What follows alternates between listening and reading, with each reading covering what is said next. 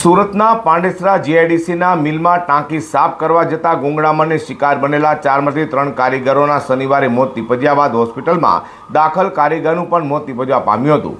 હાલ પોલીસે કોન્ટ્રાક્ટર સામે સાપરાધ મનુષ્યવધનો ગુનો દાખલ કર્યો છે.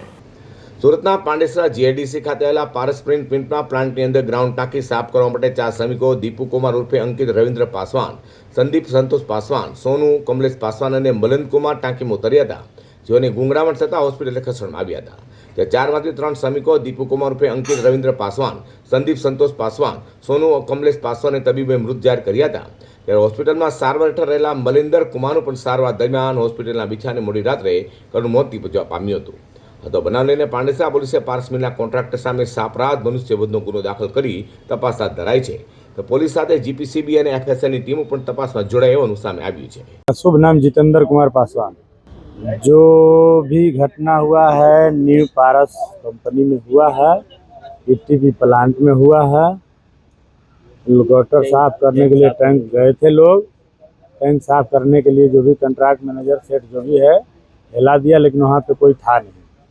ये लोग बारी बारी से गए, उसमें फिट मार दिया, गिर गए। गिरने के बाद स्पॉट पे एक लड़का का एक्सपायर हो गया और बाकी 3 हॉस्पिटल में थे। 3 हॉस्पिटल में थे तो भी 36 घंटे के अंदर अंदर तीनों निकल गए बारी बारी से। कंपनी कोई सेफ्टी नहीं दे पाया है। अगर ये कंपनी सेफ्टी देती तो इस लड़कों को चारों में से किसी का मौत होने वाला नहीं था।